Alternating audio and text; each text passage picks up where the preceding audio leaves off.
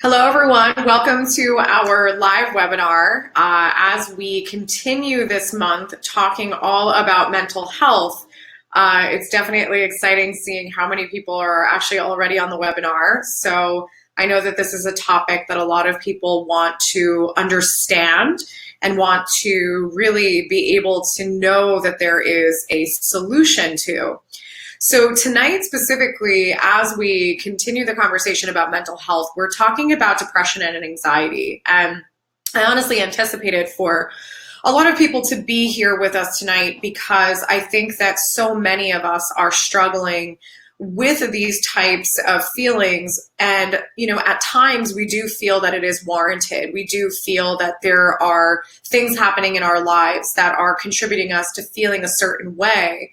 But then there's a lot of us that are just feeling this low-level sadness, depression, lack of joy, or are having panic attacks in the grocery store and have no idea why.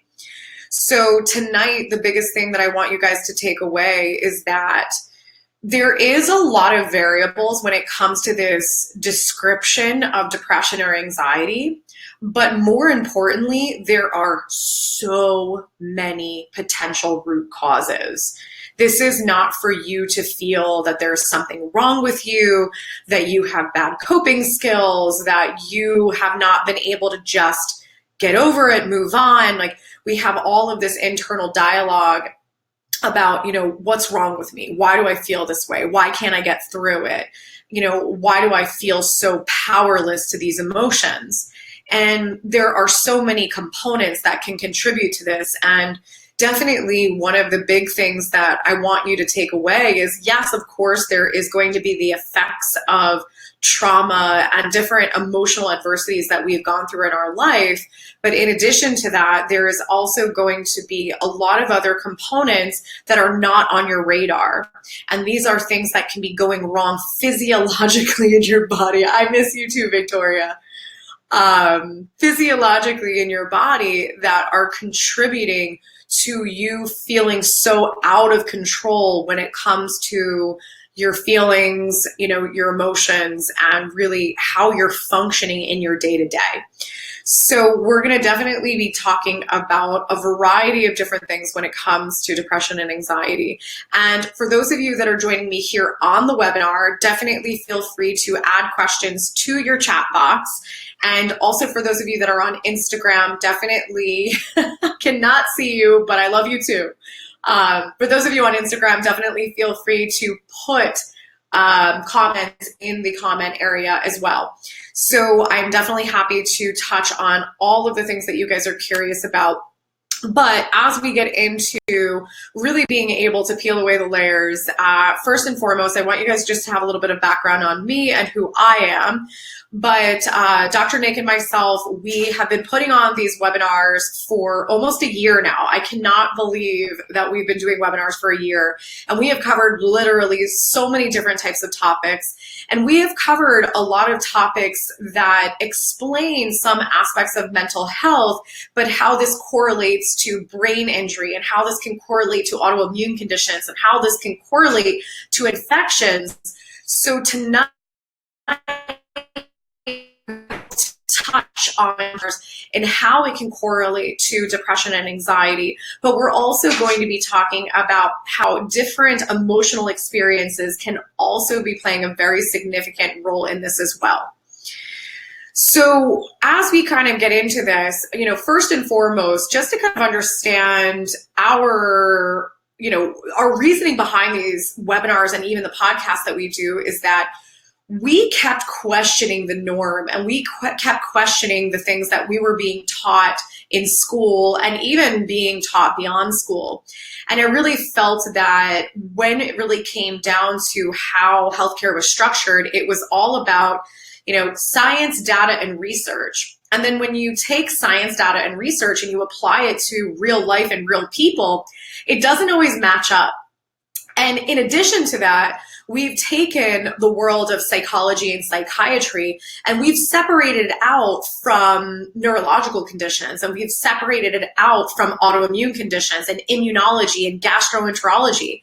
And we assume that dysfunction that can happen in all of these different organ systems will not play a role in how we wake up and feel every day. And that couldn't be farther from the truth. So we've really gone against the grain to leverage better testing and ask better questions so that we can really look at you as a whole person. And we look at how your brain and your body are communicating, how your organs and your neurological system are communicating. Because one of the things that you're going to take away from this presentation is that everything is connected. And you could easily be dealing with a gastrointestinal problem that could be the root cause as to why you're feeling so many highs and lows with your mood or your mental capabilities. So for myself, I'm an integrative physician. I don't only work with depression and anxiety, I work with a variety of different conditions. And the reason being is because I have really made it my life's work to see how everything is connected and to see how someone could be dealing with such debilitating symptoms, and you could easily be trying to deal with the symptoms, but you don't get anywhere because the symptoms have actually nothing to do with the root cause. And when it comes to really evaluating emotions and evaluating how those emotions are affecting the body, most practitioners are completely unaware of how you can actually see these things or see patterns within the body. And that's some of the fascinating things we're going to talk about tonight, is being able to understand how certain emotions are actually tied to certain organs and tied to certain types of symptoms. And you could easily have these different physical symptoms that are actually a result of different stressors, mental and emotional stressors included. So for myself, I will tell you is I did not necessarily get into this world because I was super sick and I was barely able to function, and then finally an integrative or functional approach helps me.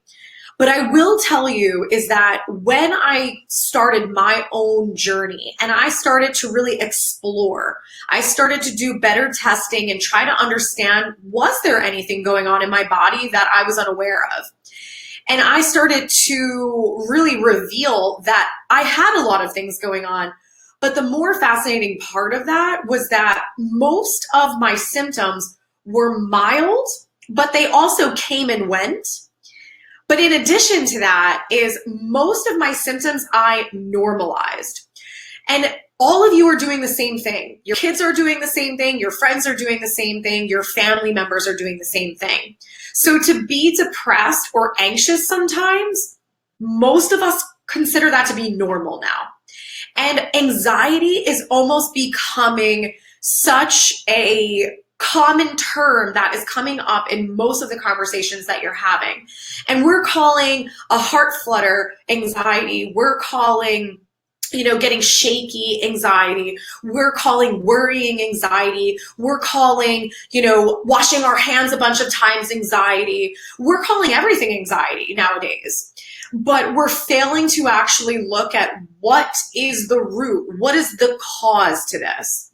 And it's very fascinating because when I started to do better testing on myself, and then all of this, this term anxiety came out and people were coming through my doors as a practitioner and describing what anxiety was. And I almost was laughing, thinking like, man, I must have been anxious my whole life.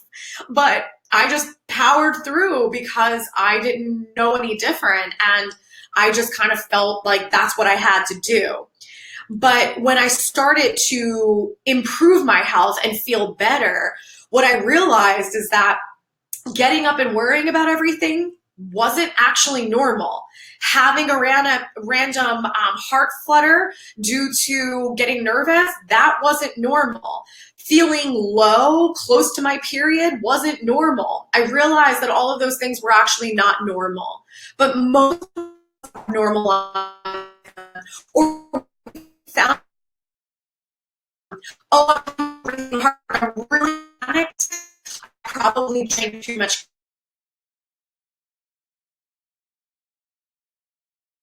I'm really low, but MS. I just want you to understand is not normal. These are not normal physiological responses. There are definitely going to be reasons why you're having these highs and lows. And tonight we're going to explore what those things actually are. So I know that we are 10 past 7 and there are a ton of different things going on in our homes. There are probably kids, dogs, husbands, wives, all want dinner. People need baths. You might still be working. You might still have your email browser open. So I want to give you guys the opportunity to just tune the rest of it out. Give me the next 20 to 25 minutes of your undivided attention, because I'm not going to sit here and say, oh, you're depressed because, you need to quit your job, or, oh, you're depressed because it's genetic. I'm not going to give you these things that people are just blaming our depression and anxiety on. I'm going to give you real life scenarios that I see every single day that you will be able to walk away with clarity of being like, oh my gosh, this is not in my head. There's actually a reason for why I feel the way that I do. And the biggest thing that I want you guys to take away is that it is not your fault that you've been struggling emotionally. It is not your fault that you've had to leave parties because you've had a panic attack. It is not your fault that there are days that you don't want to get out of bed. It's not your fault that you haven't been able to figure out your own puzzle, your own health puzzle, because there is so much mixed information out there. And we are, again, we're slapping this label of depression and anxiety on everyone. And we're just like, oh, just medicate. Or, oh, it's just genetic. Or, oh, it's just in your head. Or, oh, it's just bad luck. And really, there is always, always, always, always a reason.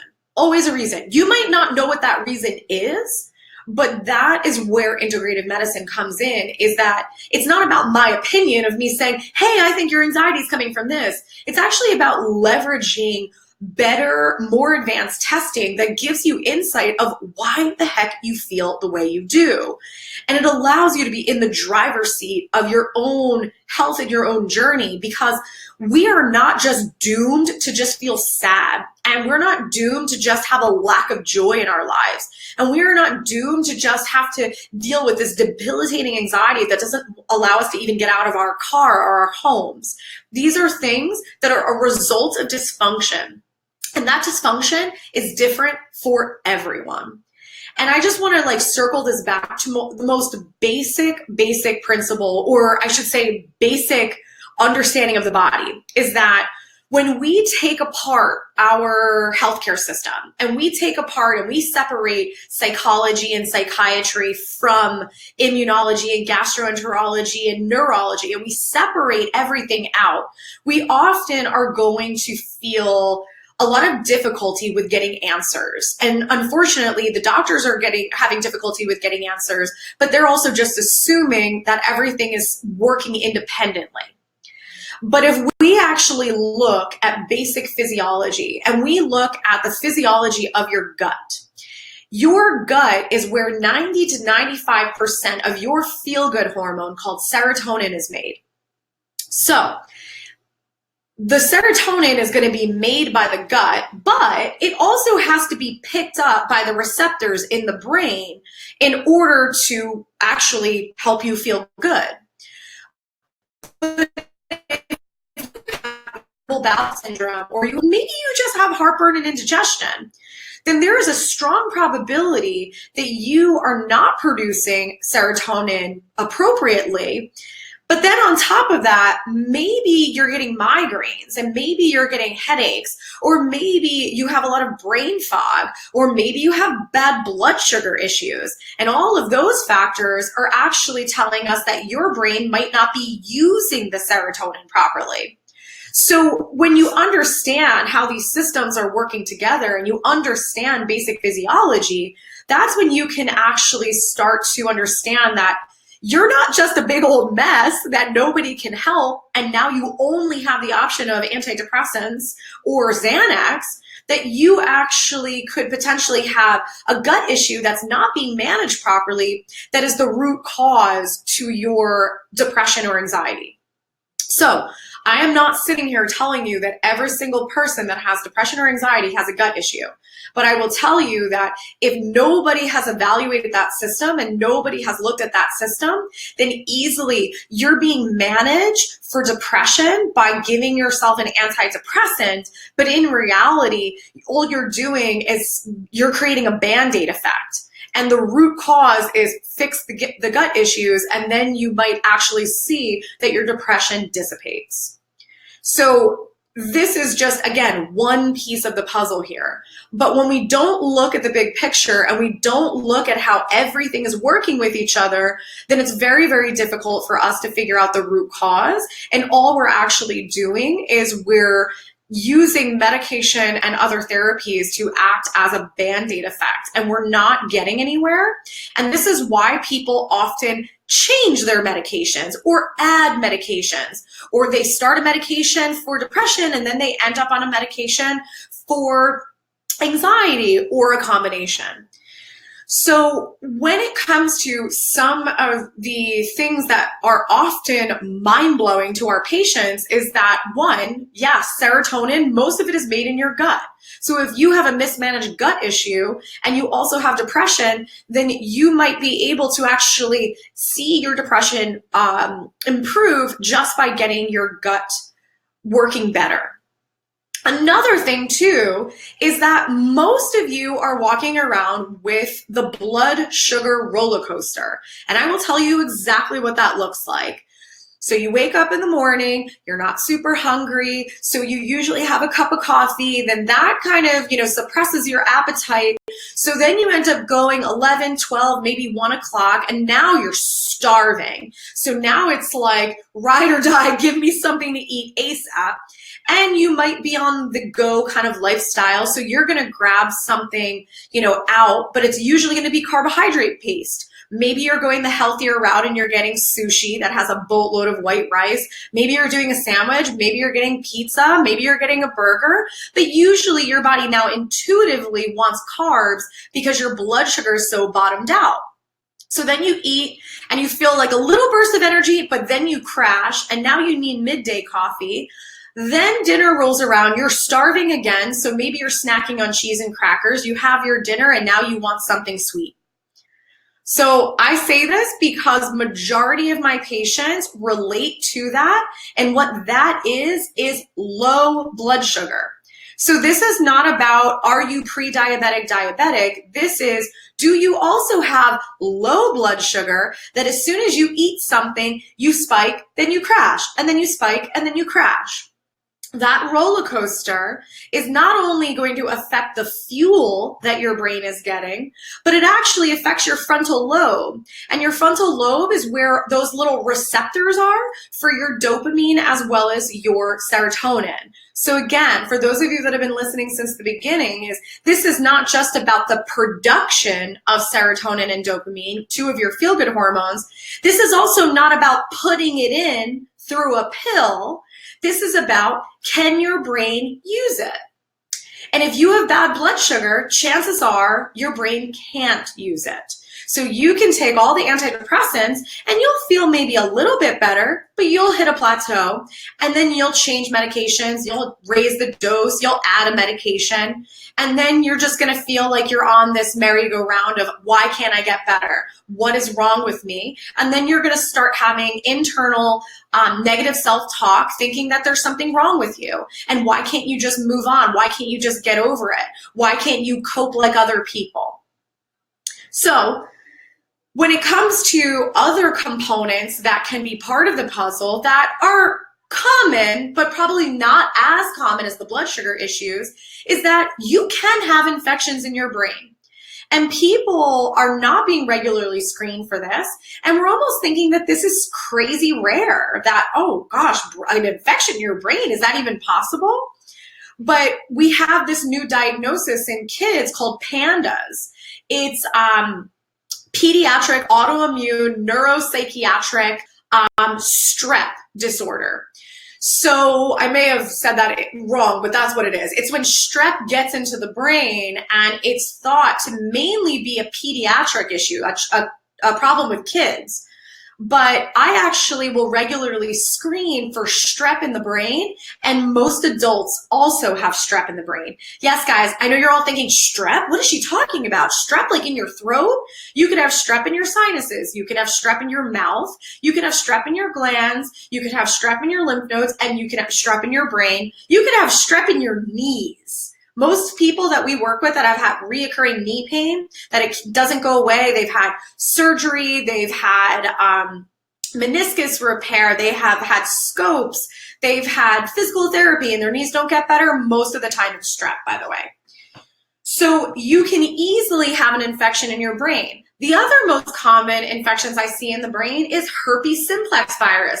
Yes, cold sores. Think about how close your mouth is to your brain. You could easily have that virus get into the blood, which mobilizes up into the brain. You can get Coxsackie in the brain. Coxsackie is the condition that your kids get when they get hand, foot, and mouth, and they go sores. So what you need to understand is that, again, the reason I do what I do is because nothing looks like a textbook. People come in and they go, oh, I don't get cold sores. And I'm like, well, you technically have herpes simplex. It's coming up in all of my testing, including your blood work. And they're like, how's that possible? I'm like, do you get canker sores? Oh yeah, I get canker sores all the time. So you could easily have canker sores and just not cold sores. It's just a different location. Same thing, herpes simplex. When you think of those giant cold sores, they're sores. Think about Crohn's disease. Crohn's disease are sores, ulcerations in the gut.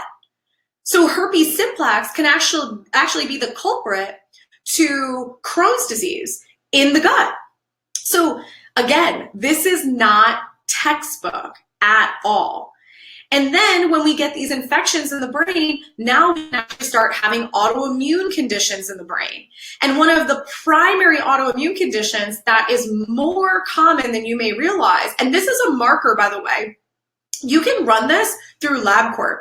You can run this through Quest. Like, you can run this through your in-network insurance labs. So this is not like fancy testing. But one of the tests is called Anti-GAD. What this is actually looking at is the pathway that helps you to make a neurotransmitter called GABA.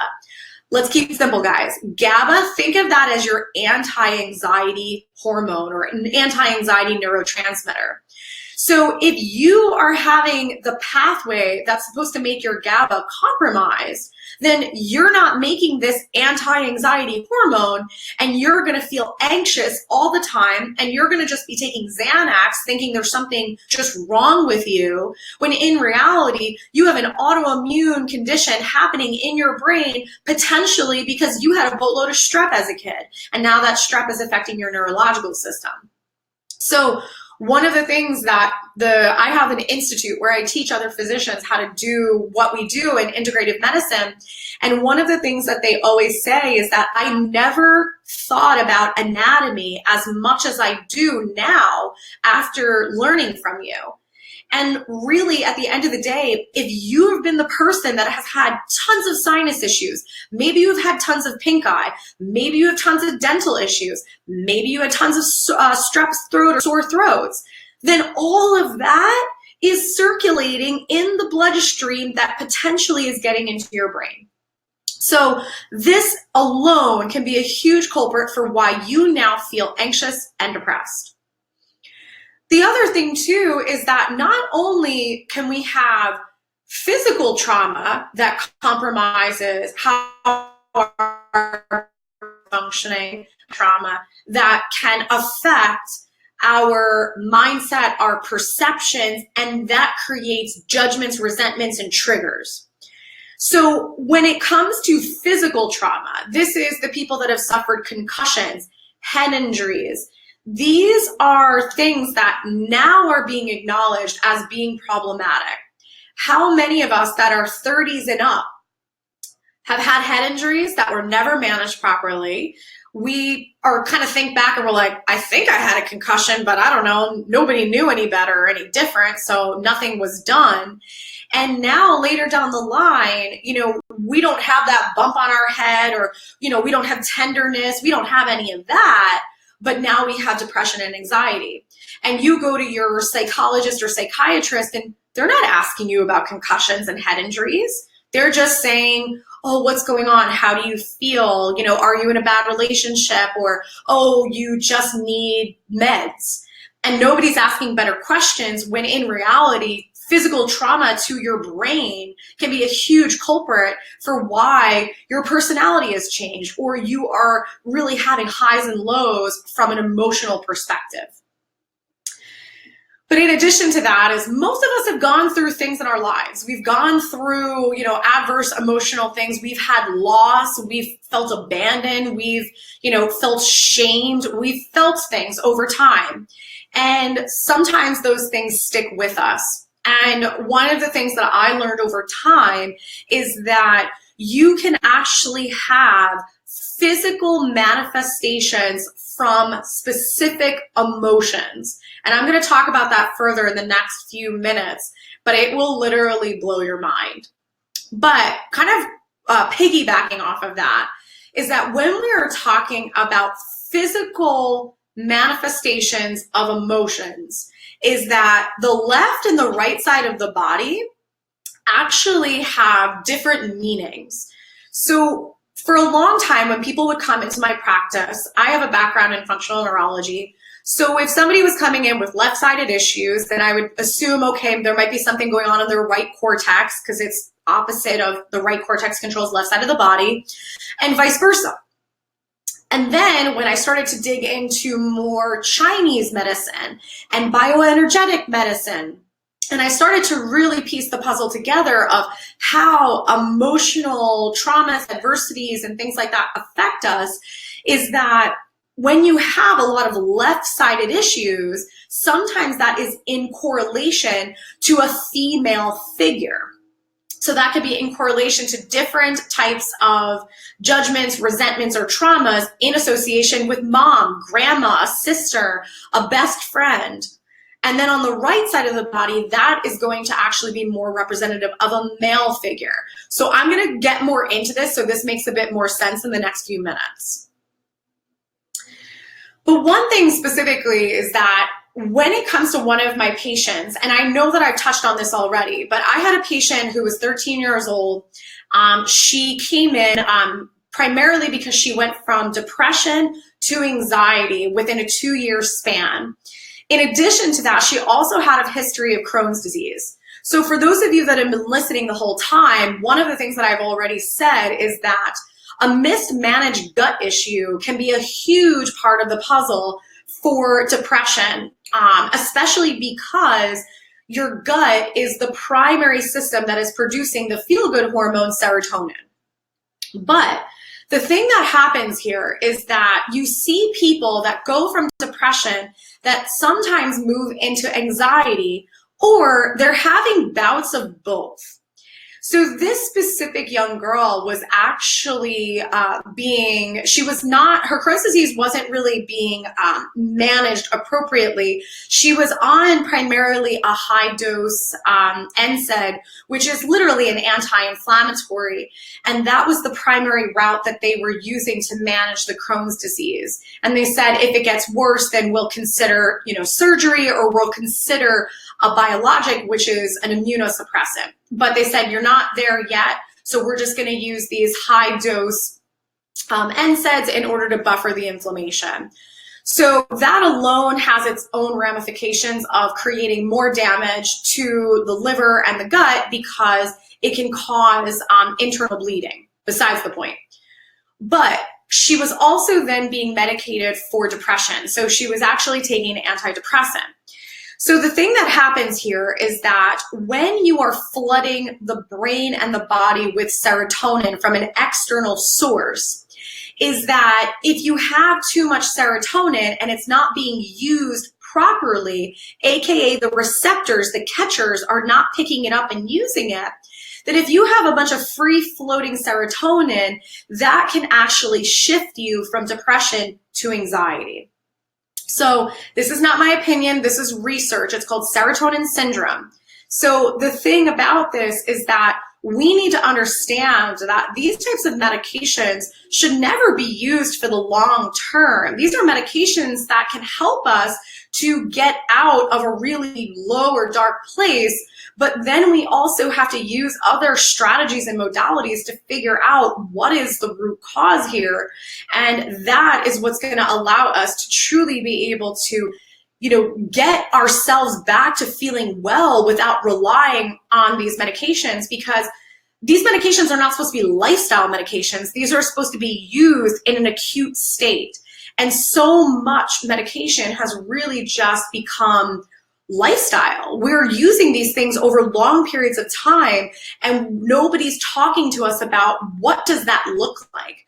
Does this have any effects using it over the long term?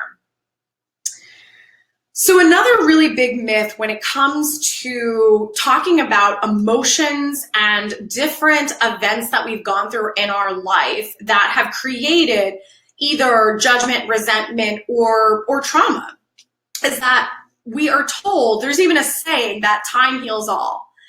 And what I have realized is that that's not true.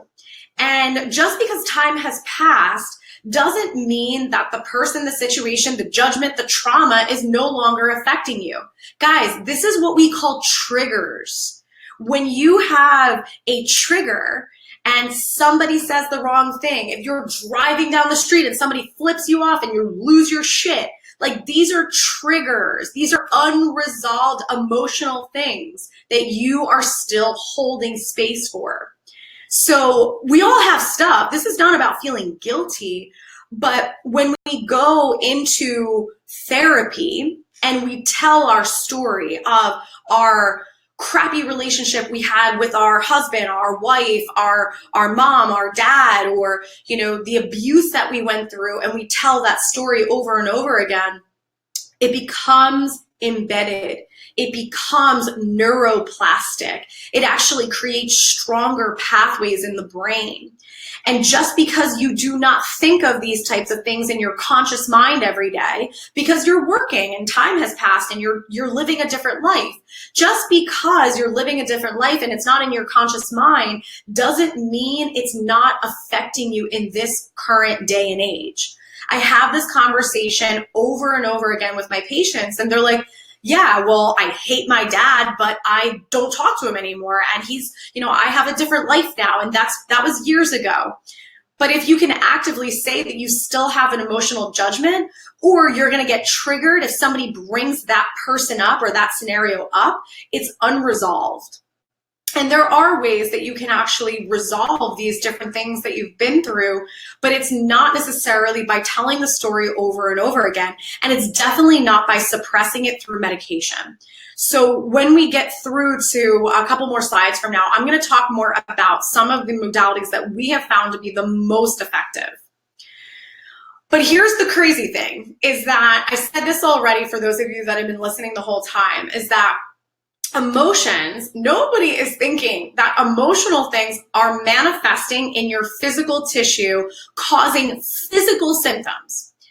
And I will tell you that I learned this the hard way for myself in my own healing journey. I was going through probably about a year of a detox to help me detox my liver from mercury toxicity. And I was constantly rechecking my mercury levels, and they were not budging, literally not changing. And I was so pissed. I was so frustrated. I was like, I am doing all the right things. I'm on a strict diet, juices, smoothies, supplements. One of my supplements was $150. Supposed to be the best toxicity, blah, blah, blah. So literally I was just getting so aggravated that I'm like, what is this? Am I going to have to be on this strict regimen for the rest of my life? Like, is it really going to take years to get this out of my body? I just don't understand how this is possible.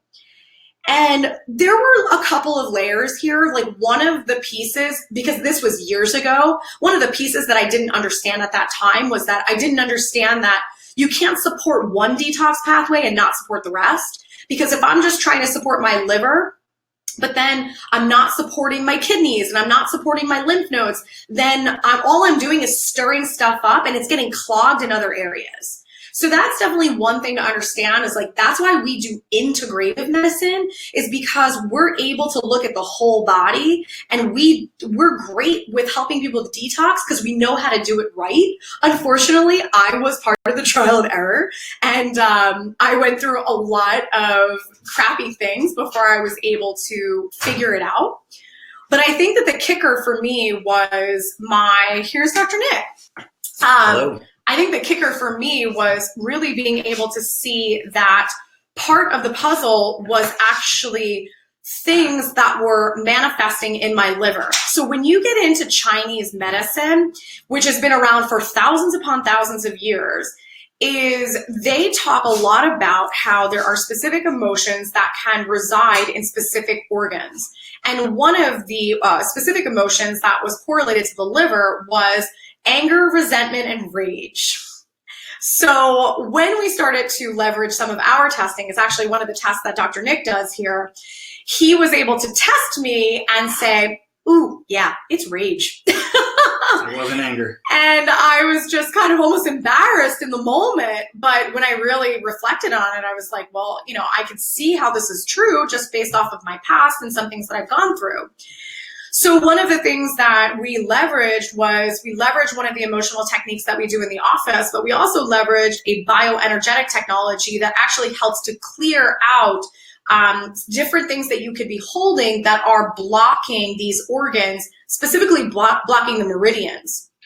And that's called the bioscan, by the way. So I actually did a bioscan on my liver and worked on some of these layers and literally got physically sick the next day. By the way, didn't put two and two together at all. I literally thought I was getting the flu. And then it was weeks later that I retested my mercury levels and they dropped in half. And I was like, light bulb moment. I go, no freaking way. There's no way that helped to get my liver working better, to clear out the stuff I've been detoxing for a year. And it was literally, it had to happen in that way for me to start acknowledging this other side and acknowledging that emotions and meridians and energy and all of these things were part of the puzzle. And now it's definitely, we're doing blood work, we're doing all of these labs, but we also have enough knowledge to be able to bridge the gap to see if there is another piece to the puzzle here. Can I add on to the... Ooh, okay, go. So an interesting thing about the bioscan, it definitely helped clear her energetic, quote unquote, aspects of rage that was affecting the liver. And the amazing part of that is that's going to take so much stress off of her liver so that it can do what it's supposed to do. It's supposed to detox. So it finally had that ability to allow it to detox the mercury, which is why it went down so much. On the other side of things, actually going back and just looking at the rage though, she didn't collapse the foundation of why the rage was there. So and this is like, we've learned so many different techniques that are sometimes amazing short-term benefits, but they're not always long-term benefits. So it's always looking at the body and seeing not everything you have to work, entirely all the way through the process, but some things, especially it's like for her looking at, if this was such a major aspect, then we want to actually look at the longevity of it as well. And that's why it's so important, because if you don't actually deal with the cause of something, that stress is going to come back into our life because we haven't fully learned the lesson of why that feedback mechanism was there in the first place. So it's like we pretty much had a shortcut and we gave the liver what it wanted to be able to release the mercury and all that stress it has on the nervous system and the immune system. But we really didn't go through deep and neutralize the cause of the rage. So that's when we didn't have those tools at that time. We didn't have those tools. So it's like jumping forward, and we'll talk more about it. But that's really where the DeMartini method comes in. Is that I haven't gotten there. I know we're gonna get there though. I'm jumping in. I'm stealing the show. I want to show you guys though on Instagram this specific picture here, because this is just so fascinating. Is that when you're looking at this actually helps you to understand the principles of Chinese medicine and really some of the things that are correlated. And it's very fascinating because there's even homeopathic remedies that exist that actually help to neutralize some of these things as well.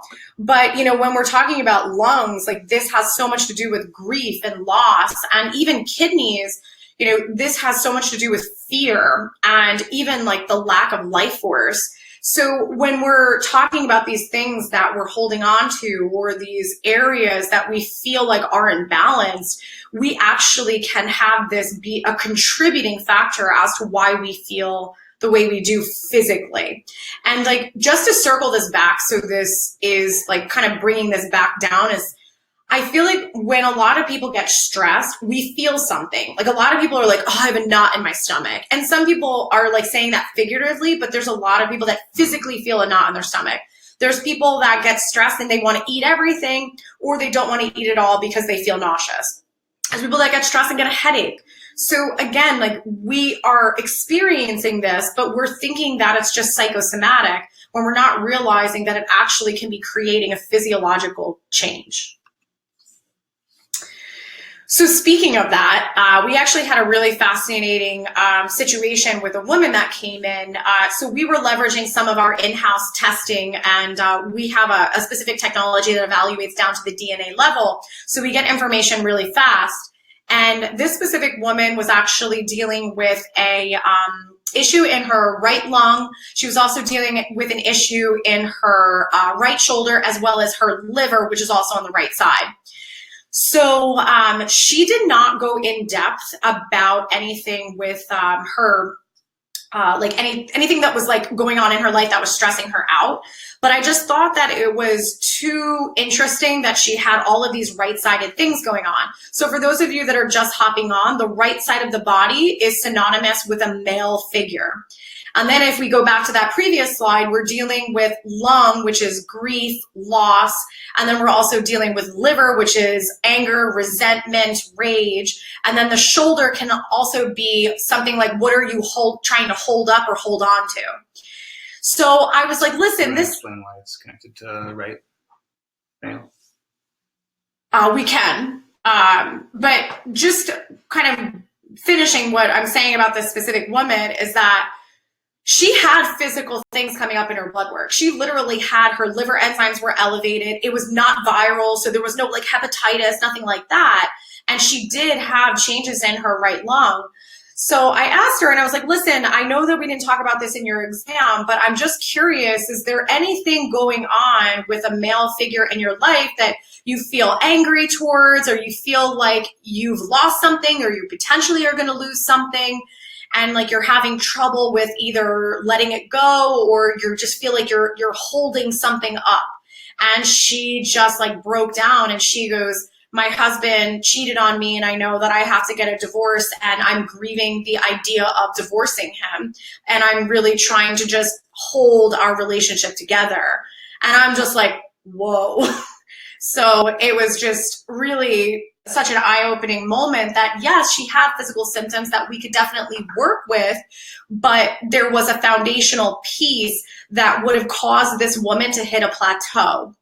And I think that that's important for you guys to know, is some of you are here right now is that you've been maybe down the road of conventional medicine. Some of you have been down the road of functional medicine, and maybe you just haven't been able to get better, and you've hit a plateau and you just are like, I don't know if I'm ever going to feel better. And this is the fascinating part, is that, you know, when you run the labs and you look at the blood work and you look at the, you know, the stool samples and you look at all those things, that's looking at the body from one view. It's not looking at everything. So when we start to look at everything and we ask better questions, this is really when we can start to actually understand, okay, what is the foundational problem and what is actually more of a situational problem. So I'll let Nick actually go more into why its right and left side is segregated. So when you look at the nervous system, especially the brain, we have our big brain, and then in back we have our small brain.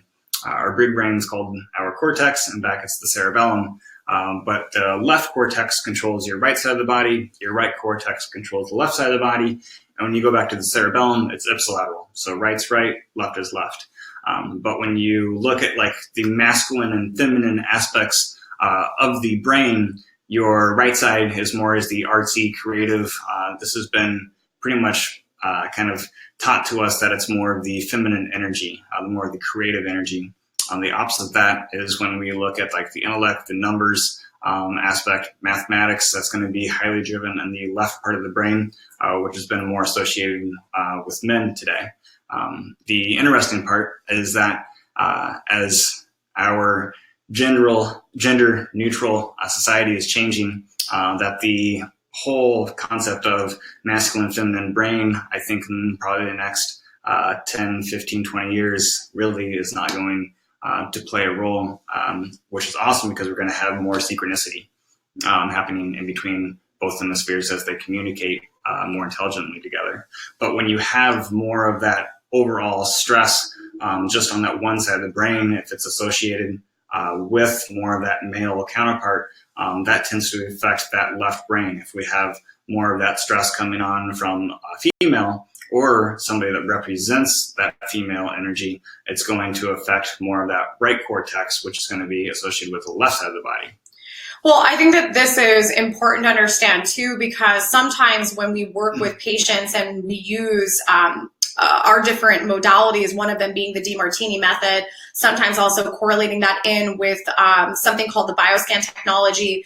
And we're helping people to kind of clear out and resolve some of the emotional things that they've been through, is that you sometimes also have to go back and use different modalities to balance out the left and right brain so that they are communicating appropriately with each other.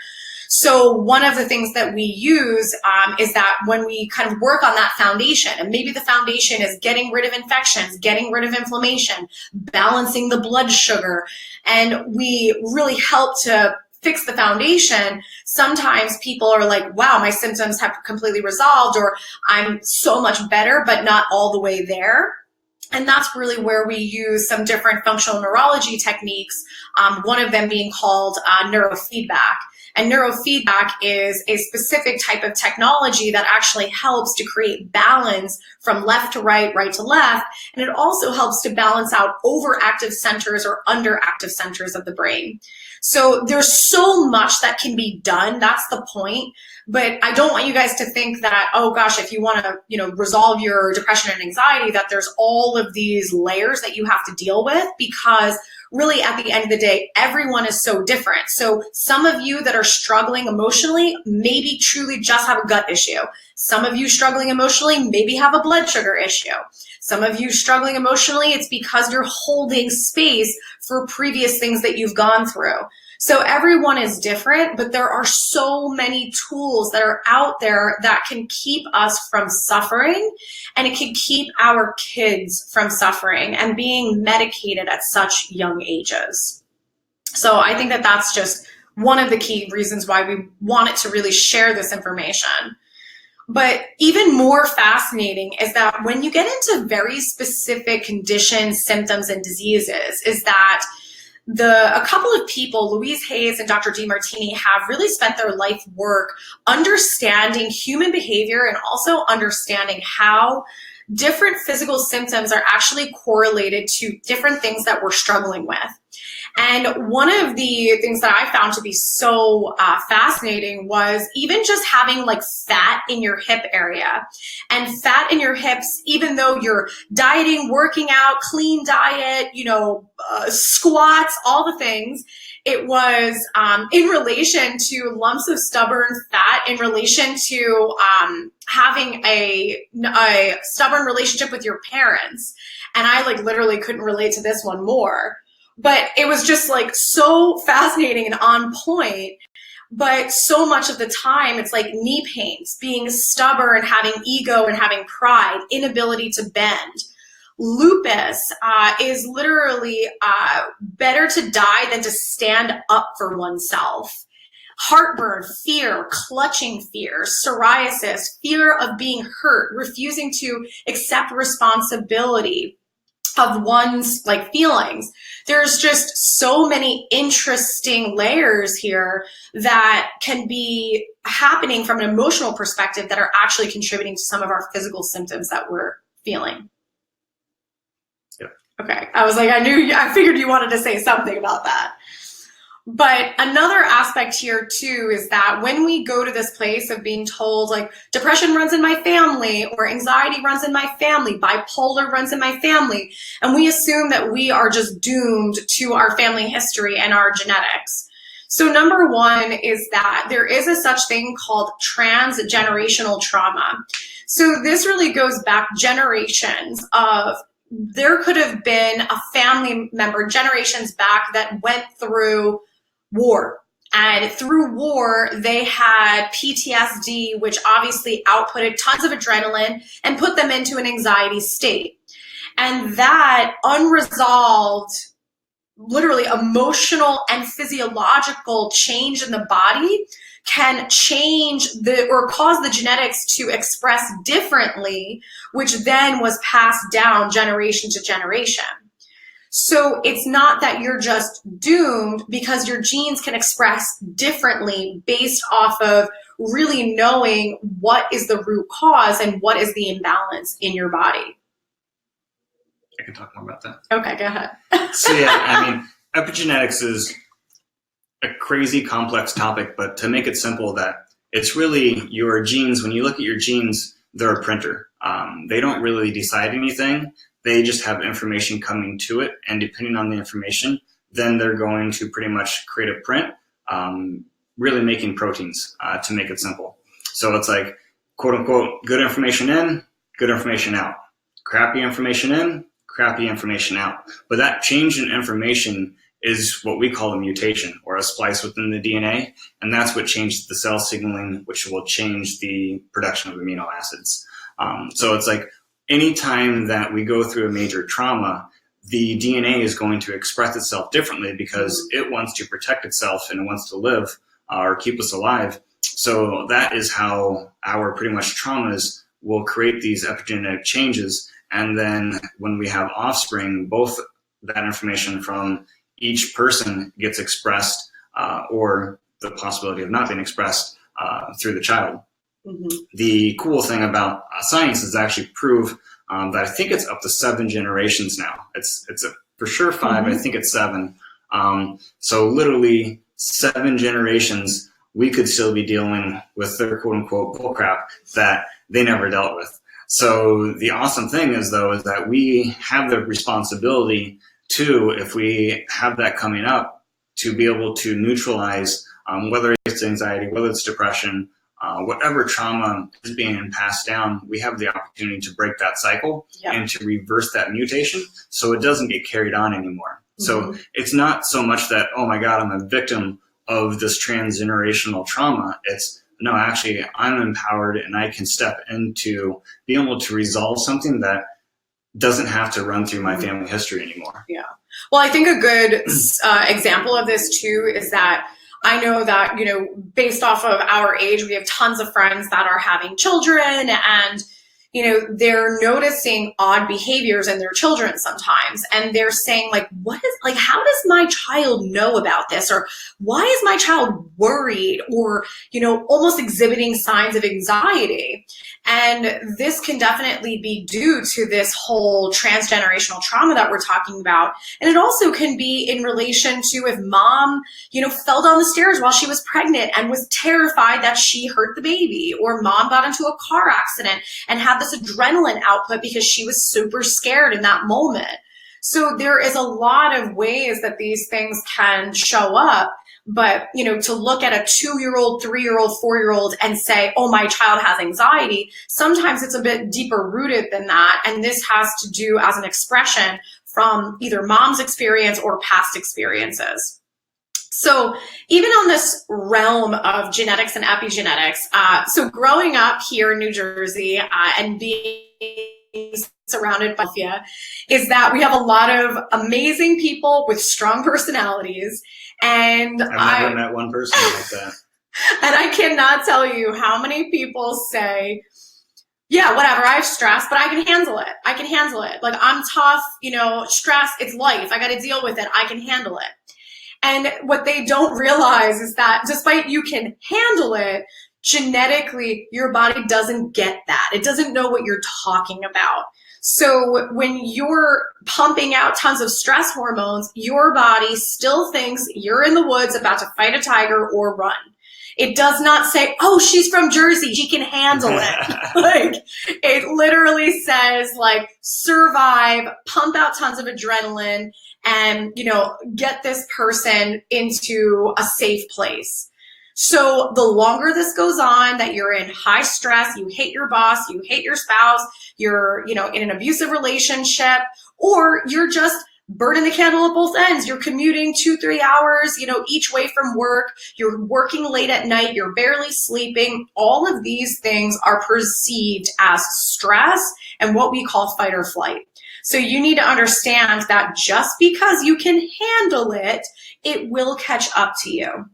And this is something that I can relate to because I experienced the massive burnout of running on adrenaline for literally 15 years. And it definitely, when it hits you like a ton of bricks.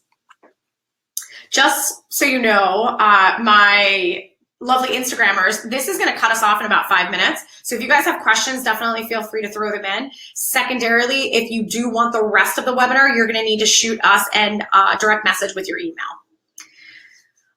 Okay, so judgments and triggers are a normal part of life. I know that Nick is going to have a field day with this one, but one of the things that I just want to say is that I said this earlier on. I know there are some of you that are just hopping on now, but triggers are something that are just not normal. They're unresolved things that you have kind of built up in your system. And these triggers can pop out at random times. It could be called road rage. It could be called, you know, I hate cheap people. It could be called a lot of different things. But in addition is that, you know, also ties back to judgments that we have, is that, you know, there are times in our lives that we're judging others, and there's a lot of times that we're feeling judged, and we have in-laws and family members telling us how to raise our kids, how to live our lives, how to, you know, what they think we should do for a living. And we get triggered, we get annoyed, and we're like, who are you to tell me how I should live my life and whatnot? And a lot of times these judgments that we are either, you know, portraying or we're receiving have a lot to do with our values. And I feel that when you understand this concept, it can be very, very, very freeing. And I'll just tell my story and I'll let Nick go more into this, because this is the foundation of the DeMartini method that he does with people that come to IWG. But like, I'll give you the silliest example is that I used to go to dinner with I would say most of my friends growing up. We all would go to dinner together, and it was like our favorite thing to do. And we would go out, enjoy ourselves, you know, laugh, you know, cry. It was the best. And then, you know, your friend group expands, and then we would go home and we would complain about the people that would nickel and dime the bill at the end of the night. And we're like, what's wrong with them? Who acts like that? Oh, it's so annoying. But what I realized is when I did the values exercise with Nick is that one of my biggest values was quality time. And in my mind, I could not put a price on quality time. So when I was portraying or projecting my values onto other people, is I'm just thinking like, how could you not value quality time? What's wrong with you? Why would you sit here and talk about the bill? When really at the end of the day, their value was wealth, and their value was maybe having a savings account for college for their kids. And who am I to judge that? So it was such a like humbling, eye-opening moment of this simple judgment that I would make, where it really just had to do with me projecting my values onto someone else. And like, there's nothing wrong with my values. There's nothing wrong with their values. It's just, you know, we need to kind of take that into consideration. And when you understand that, you feel so much more free of those things that would normally be an extreme trigger to you. Now we get to run. Go ahead. So as always, there's tons of layers. And looking at judgments, like Dr. Nicole said, is foundationally, like we all say, oh, don't judge somebody, but we have to judge, because literally judgments aren't just a bad thing, but they're not just a good thing. Judgments are a feedback mechanism to help us figure out what's most important to ourselves, hence our values. So it's like judgments are a necessary means to allow us to really know how to serve ourselves. And until we know what's most important to ourselves, it's impossible to do that. So judgments aren't just a bad thing, but it's when we're pushing our values and our judgments onto other people, that's when it quote unquote becomes a bad thing. Because when you look at relationships, there's really three options. We have a win-win option, we have a win-lose option, and we have a lose-lose option. I would say the majority of all relationships today are a win-lose relationship. Because when you look at win-win, really what has to happen is there needs to be a fair exchange between both parties. Your values and what's most important to you needs to be equally as served as the other person or the other party. So that's a win-win. Most relationships, it's, hey, you're going to serve my values, or hey, I'm going to serve your values. And then resentment starts to build because one party. That's called, when you just do it my way, everything will be better. Yes. And we've all been there, people. Relationships don't get fixed by one person being served. It's really just, it gets worse and it gets worse. And then eventually there's the lose-lose where it's like, it's just a blow-up fight and no parties get served. So really it's being able to understand that we are every trait. Judgments, nothing's good, nothing's bad. It's just how we utilize things. And that's how, quote unquote, it can be either good or bad, have drawbacks and benefits.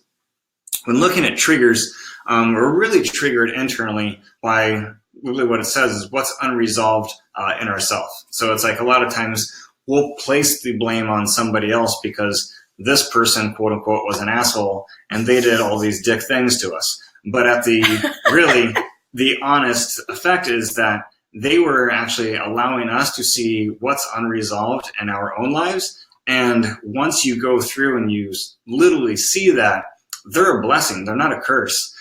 They were giving us an opportunity to really go in deeper, resolve our issues, and love ourselves more. And in doing so, it's like there's nothing to be triggered by from the other person. It's really just that negative feedback loop giving us information to be able to go in deep and work on ourselves.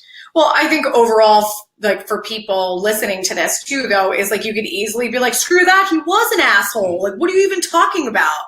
But it's just, that's why Dr. Nick is doing this method, is because he's probing better questions that help you to see things that you can't see. And I'm not saying they weren't an asshole or a dick. But that's the big part of it. It's like people like, well, like bad things happen. I was like, of course bad things happen. It's like, there's the pain of the situation that won't change, and we're not trying to change that. It's like traumas suck, and a lot of life does suck, and it's not fun at all. But it's like, we don't have to stay with pretty much that feedback mechanism that was all drawbacks, because when you look at life, there's a balance of energy. There's an equal amount of benefits as there are drawbacks to everything.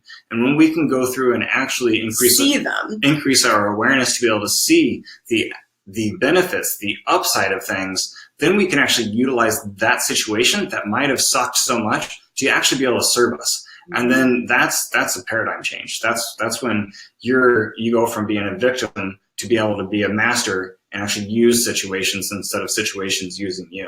Yeah, it's definitely something that it almost goes against all of our programming of how we've been brought up. And obviously everyone's been brought up differently, but we live in this world where we say, oh, we're working towards peace with no war, and we're working towards this like polarized view. But if we think that everything is always going to be good and nothing is going to be bad, we're going to put ourselves into a state of literally psychosis. So even for those of you that are doing these positive affirmations, like everything's good, I'm happy, I'm joyous, blah, blah, blah, is that you're going to make yourself crazy because you don't really feel that way all the time. You're going to have highs and lows in your day. You're going to have moments that you feel happy. There's going to be moments that you feel aggravated, but it's shifting why am I aggravated? Why is this triggering me? What is this?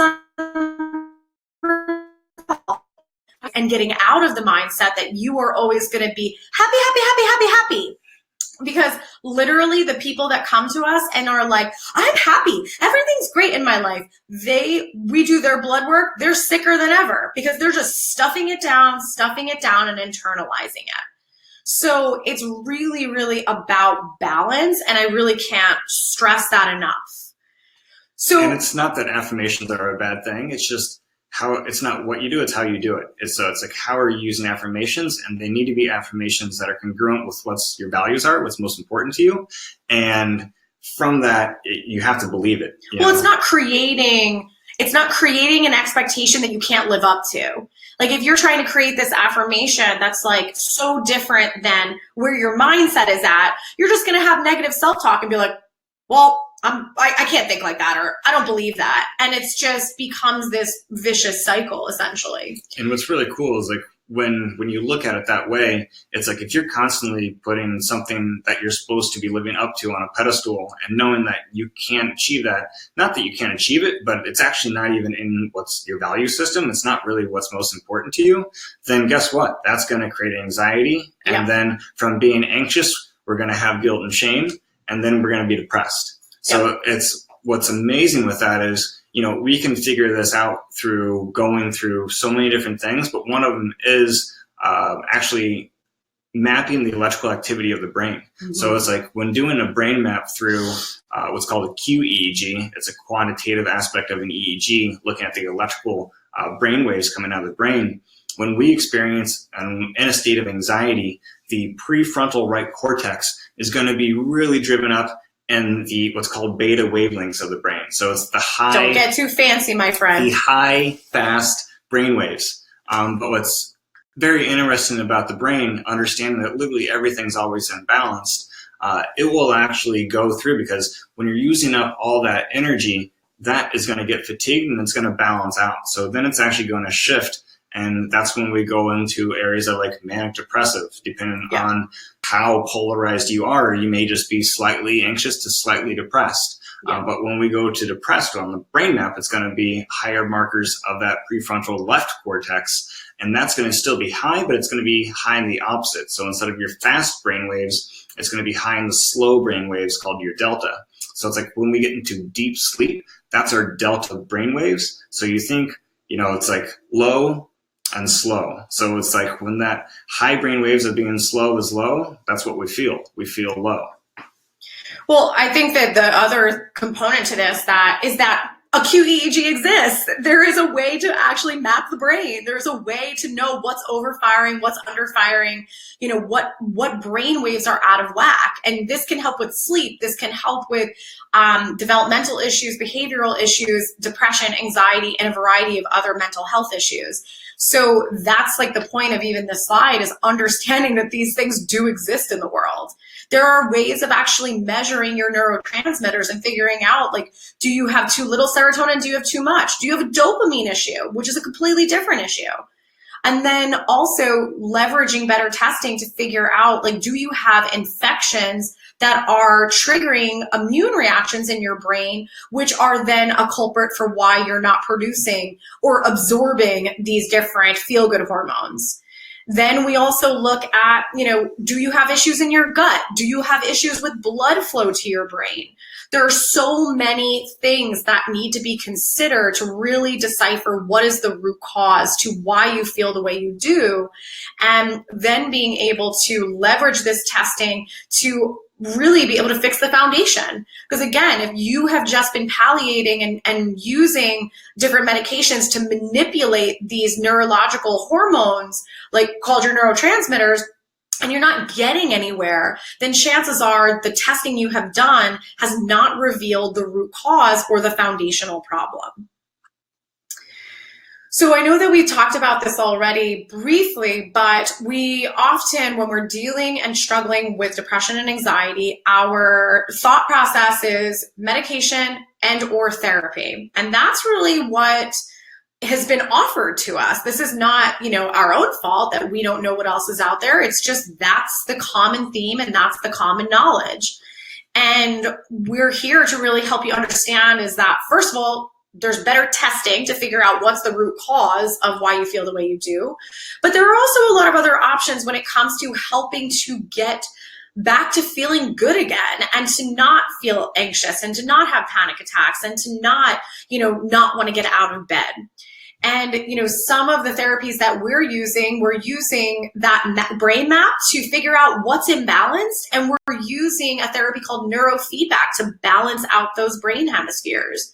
We're using a therapy called craniosacral, which actually helps to bring more nutrients and blood flow to the brain. We're helping people to heal their gut. We're using bioenergetic work, which is helping you to like let go of the crap you're holding from everything you absorb from your friends and your family and all the people that dump their baggage on you. And then we have the DiMartini method, which we've broken down into 3 parts. And I'm going to let Nick talk more about this, but you know, we sit there and we help you to establish like, what the heck do you actually care about? Like, what do you value? And from there, helping to probe better questions as to why you're still being triggered by a situation, or why you cannot let go of the shame. Why can you not let go of the abandonment? Why are you still grieving something 25 years later? And working through those aspects and then being able to actually know how to step into your world and your relationships differently. And this is something that we actually learned because we had a specific woman who went through this method with Nick, and her mindset about her life and who she was completely shifted. And some of the things she experienced in her life left her feeling like a victim. And she noticed that she actually, a lot of people in her inner circle, her group of friends, were in a very similar mindset. And they were constantly putting a lot of judgment out in the world of, you know, people that felt empowered and saying like, you know, oh, I can't believe they feel like that. Look who they have, a huge ego, huge pride, blah, blah, blah, because they all were, their self-identity was a victim. And when she was able to free herself of that, she actually went back into her friend circle and they were not happy about it. And she came to Nick and was kind of like, you didn't prepare me for this. And that's one of the reasons why we do the implementation session, is because once you're able to walk away feeling and functioning very different, then sometimes you actually need support on how to now step into conversations and relationships in your life. So start with step 1. Go ahead. So I always give an analogy. It's like, it doesn't matter whether you're dealing with emotions or whether you're trying to heal the gut. It's like you first have to figure out the foundation. So it's like without a foundation, you really don't know which direction to move.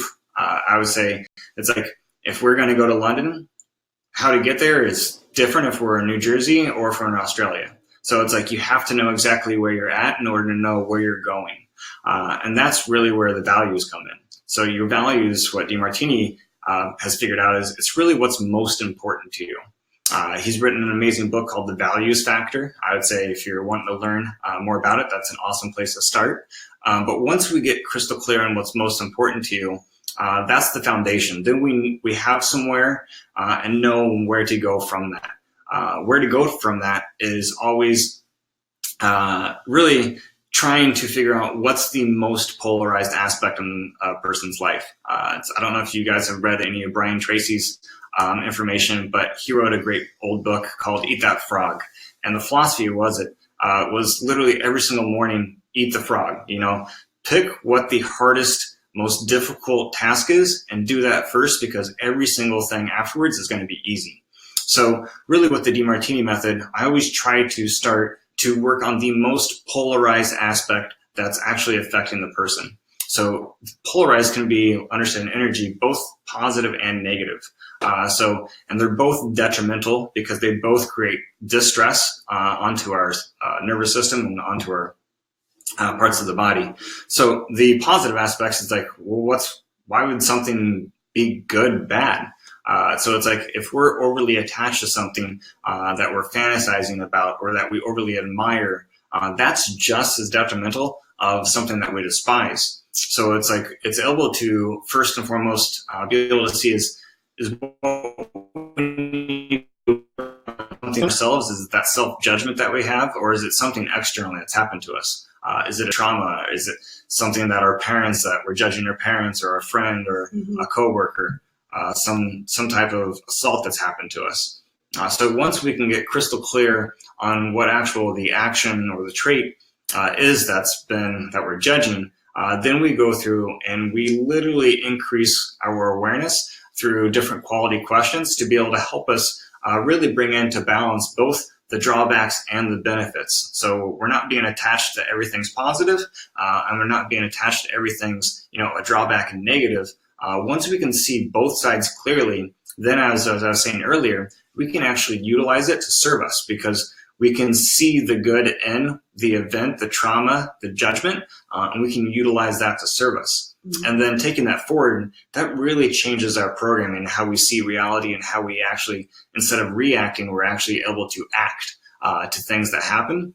And from that state of empowerment, our life changes. Like Nicole said, sometimes our life changes in what we perceive as to be bad and detrimental, but it's really just coming from that awareness side, is that every single growth, every single build, you have to have also a destruction. It's like if you're going to renovate a home, you're usually doing some destruction, taking out a wall, ripping things out to be able to rebuild and put new things in.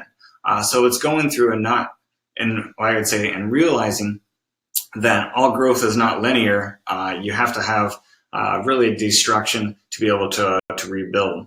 And that's really what the post-DiMartini that we've kind of created is, really some coaching to be able to help evaluate and evolve that new program that we have. Yeah.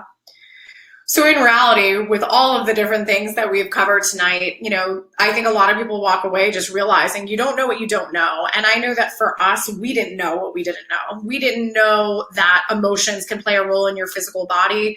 We didn't know that just purely having a gut issue can play a role in feeling depressed or anxious. We didn't know these things, and we just continued to learn, grow, and evolve so that we could better help people, because we have all dealt with some level of emotional things in our lives, and we might be judging ourselves, we might be feeling judged by others, and we just don't know what's out there, and we just don't know what we can do to actually help ourselves. And a lot of times we're just being told it's bad luck, it's bad genes, and you just need to take this medication and call it a day. And really overall is just most of the depression and anxiety that people are experiencing. Some of it looks like the textbook and some of it doesn't. But I think that the most important thing is that you might have the symptoms of depression and anxiety, but it doesn't mean that you and everybody else who has depression and anxiety has the same root cause. Everyone is extremely different. And that means that the way that you're going to help it, improve it, or get through it is going to be very different. Can I insert, Nancy?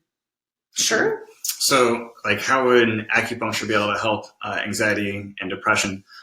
It can help in many different ways depending on the meridians that are actually affecting the body and the tissues.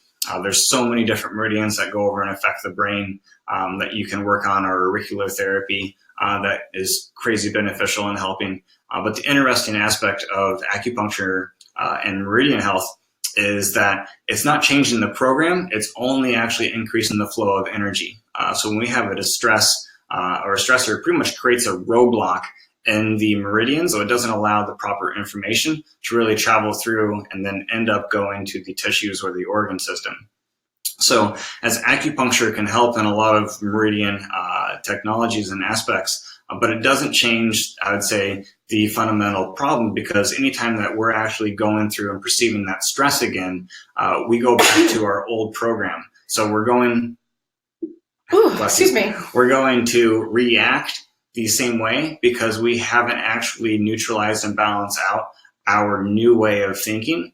So we actually can't act appropriately. We're still reacting. And then that distress is going to go back into our energetic being. And maybe it's going to show up in the same meridians. Maybe it's going to show up in a different slightly form. And then we'll be dependent on the acupuncture to constantly be helping us because we haven't taken enough deep steps to fully resolve the cause at hand.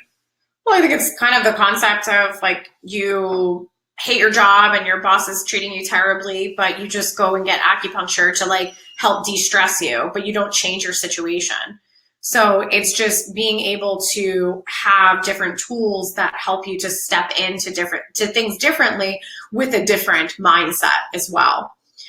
So if you haven't taken it away by now, is that, some of you are new to this world of functional integrative medicine, and some of you have maybe done functional medicine and are like, what the heck is integrative medicine, or is it the same thing? But I will tell you is that we started our practice using functional medicine, and really what we were doing was we were leveraging better testing. We were doing more comprehensive blood work, we were doing stool samples and nasal swabs and all of that. And then what we started to realize is that we were only looking at the body in one view. We were just looking at the chemistry of the body. So when we started to understand the bigger picture and how emotions play a role and how trauma plays a role and how neurology plays a role, that's when we started to branch into what we call integrative medicine. So not only are we doing a lot more elaborate testing that's looking at a lot of different things, but also when we work with someone and we give them solutions, is that we're giving them solutions to help on many layers as well. So we might be working with the physical body in order to get the gut working better, or get some of the detox pathways working better. We might be using something like a craniosacral therapy to get more blood flow to the brain. And then we also might be doing other therapies to help work through the different emotional things that we've gone through as well. So it's really understanding that you are an integration of systems, so you need to have more of an integrative approach so that you don't hit roadblocks and you also don't hit plateaus with your own care. So I know that when it comes to this form of healthcare, we all want to obviously use our very high-priced insurance that we all pay for. But I will tell you is that, when we're dealing with doing better testing, spending more time, is that most doctors are gravitating outside of this insurance category. And the only reason why is because they dictate what you can and cannot do. And they also dictate how much time you can spend. So even just the DiMartini method, the first session is 45 minutes. And then the second session is anywhere between 2 to 4 hours. Mm-hmm.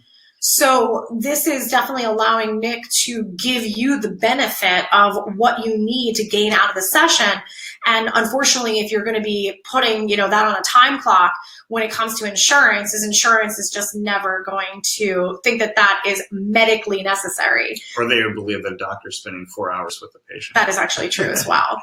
So the great thing about it is obviously people can use their health savings accounts and flex savings accounts and also use their out-of-network coverage. But this is just, allowing you to have a method that's going to literally help you work through tons or many years of things that you're just holding space for, and allow you to shift your perspective and feel free of these things that you've been dealing with that are creating this burden. And obviously the one good thing too is when we're working from like a lab perspective and we're doing blood work and we're doing other lab tests, a lot of that is actually going through insurance because it's being billed directly through the lab. And, when it comes to this world of healthcare, I think that we forget that it's really about answers and it's also about solutions. I think a lot of people, they go through this like merry-go-round of no doctors know what's wrong with them. And then they finally get told like, oh, you have this autoimmune condition, which is obviously not great news, but they're just like, thank God somebody knows what's wrong with me. And now that there's a label, now there's a medication for it. And we forget that, we should be asking for better solutions. We should be asking for things that are going to help us to fix the foundation and really get to the root cause so that we can get back to our lives and not just feel mediocre, but actually feel good again. Well, I know. Pappy was in this earlier last time. I want everybody to feel so good. This is our resident therapy dog. So one of the really cool things about our practice too is that we don't guess about anything. We test everything. So we literally test down to the DNA level. We do meridian testing, bioenergetic testing. We test neurology, neurological pathways. We look at neurotransmitters. We look at the gut. We run comprehensive blood work. We look at everything. And, when it comes that test what is actually best from a healing perspective. So sometimes that healing perspective is really helping to fix your gut or balance out your neurological pathways. And sometimes it is actually you leveraging the DiMartini method. So all of these things are dictated after we do your testing, and everything is personalized and extremely, extremely specific. So we do all of this fancy testing because really for me, I was so tired of using just your conventional labs and not feeling like I truly knew what was going on with the patient. Or protocols. Yeah. But I would say when we started to shift and evolve into who we are and what we do today, when you're able to have your patient look you in the face and say, oh my gosh, everything you're saying makes perfect sense. Like, I really feel like I finally know what's wrong with me. That is just the best feeling in the world. And it really allows you to know that you are leveraging better testing in order to piece the puzzle together. So when you're able to get to the root, figure out what the heck has been the cause of this depression and anxiety that has been debilitating you, I really think at the end of the day, it's just priceless. You know, I know that there are many people that are just, they want to take the pill. They just want to, you know, cover it up and call it a day. And then there's a lot of people that have just been searching and searching and searching, and they are just like, I don't know what to do. I just want to be better. And for those of you that are watching, share this with people. Share it, because there are so many people that are suffering. There are kids that are suffering. There are so many people that have debilitating anxiety that literally don't leave their homes. It's heartbreaking, the things that we hear on a day-to-day basis. And we do these webinars because we want people to get here sooner. We want them to get here before they're completely debilitated, or before they're on 10 medications, or before, you know, they have a child who takes their own life because they didn't know what to do. So please just share this with as many people as you can, so that people understand that it's not in their head. There's nothing wrong with them. It's just there's things that are being missed by conventional testing. So the great thing about our testing, in addition to the DiMartini method, is that if you're long distance, it's really no problem. We can do all of your testing with a hair sample. Obviously, blood work and stool samples and things like that are sourced local to you. We send you kits. You go to a local LabCorp or Quest. But also we have you send us a hair sample which contains your DNA, and that allows us to do some of our really unique testing from a distance. So I have the question box open. I don't see any questions that have come up. So I'm going to just give you guys the next few minutes if you do want to pop any questions in there. But before that, I just want to let you guys know that I thank you for being here. I know it's an hour and a half. I really hope that this was a very eye-opening educational experience, because, you know, this information is not out there. This is not something that, you know, most people are talking about. It's not also what doctors are telling you. And again, we're just feeling lost, and we feel like we don't know what to do.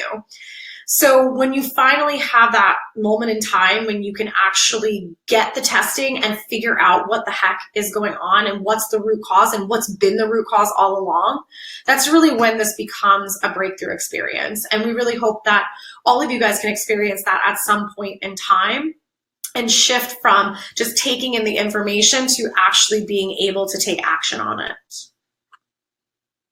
Yeah, I was late coming into this. I was finishing up a new patient exam, and he had seen 5 or 6 practitioners before coming here. And at the end, I asked, you know, we have more tests to do to really be able to put all the pieces of the puzzle together. But do you have any questions? And he goes, honestly, he's like, I've learned more today than I have in the past 5 doctors. And I haven't even gone through all of the information, don't even have all the information. So it's literally, it saves you so much time, so much money, so much stress, to really just go through and do things right the first time. Yeah. So it's like, whether it's us, whether it's another integrative practice, go to somebody who's just really looking at the whole picture, looking at the whole picture, and the whole body. Perhaps you're very okay. intense. That means he's got to go home now.